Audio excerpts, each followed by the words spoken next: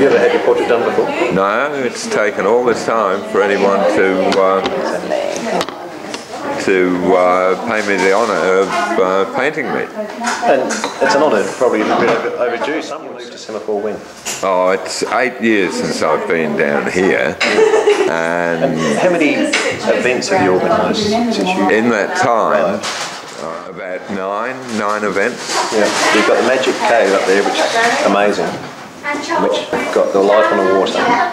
What are the other ones? Merchant Navy Day. Oh, yeah. The Admella commemorations. Yeah. We had a dawn commemoration, then we had an 11:30 commemoration. Yep. And 2 street fairs in Semaphore I've been heavily involved in. Yes. And that's it. Yeah. How long have you been involved with the Semaphore Main Street?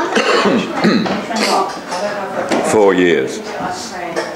Yep, and you've been doing the website for them for that whole time? Most of that time we've changed from an earlier website to the new website. Yeah. So the new website has been going for 2 years. Yeah, really. And that's really going well now. Yeah. We're plateaued. For a place the size of Semaphore to reach 11,000 visitors a month is as high as you're going to get. So there's a lot of interest in Semaphore. Oh, very much so. How long before it explodes?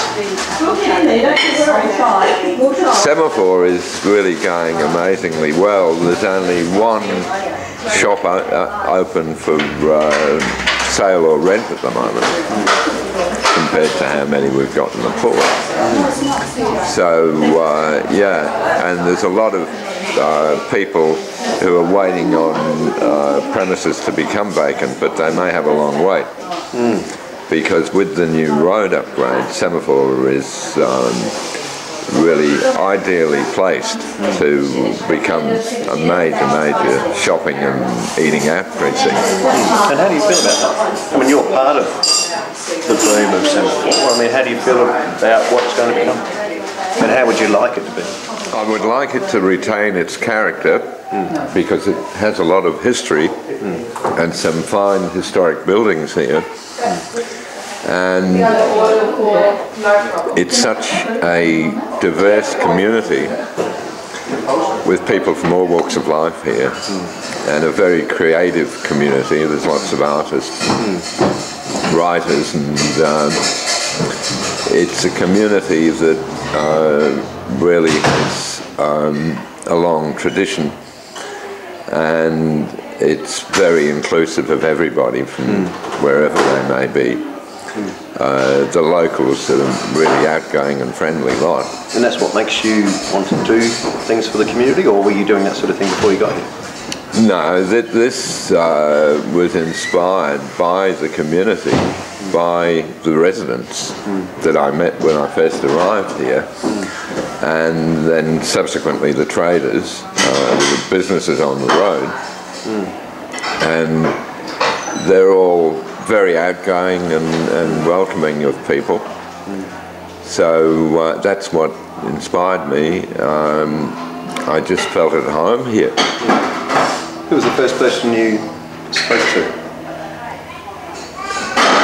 As I recall, it was Chris and Justine from the old Saltwater Cafe, which is now the Flying Knife.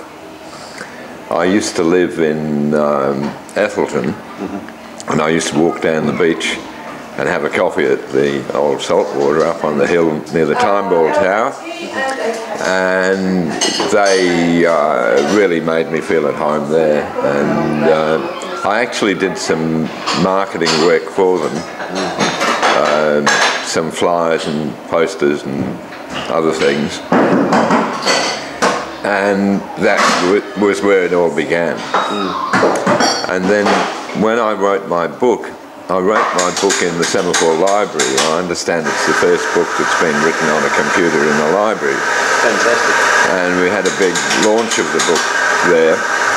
And very early in the book, I start to talk about the Time Ball Tower because I was at sea in the Merchant Navy and this was the communications hub for South Australia, and had such a strong connection with the sea.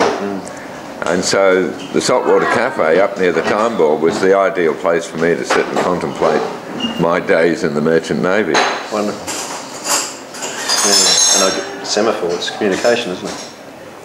Well, they had a telephone here not that long after the telephone was invented. Semaphore was the first place to have a telephone. In fact, they had an underwater telephone between Semaphore Jetty and Largs Jetty, which was there for the shipping that came in. And vessels that I sailed on actually came into Semaphore.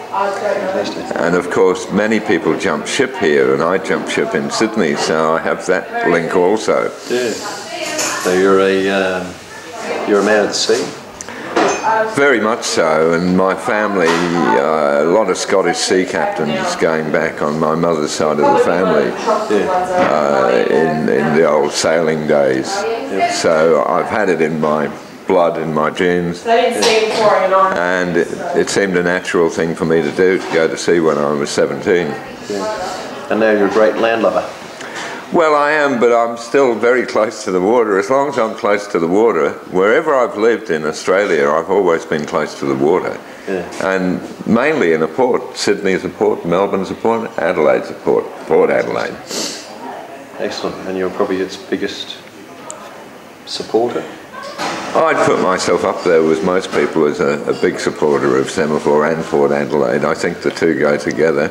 Yeah. And with the new development, of course, that forms the link. Yeah. They're inextricably bound together, Semaphore and Port Adelaide, and each will develop off the other. Yeah. Not a problem.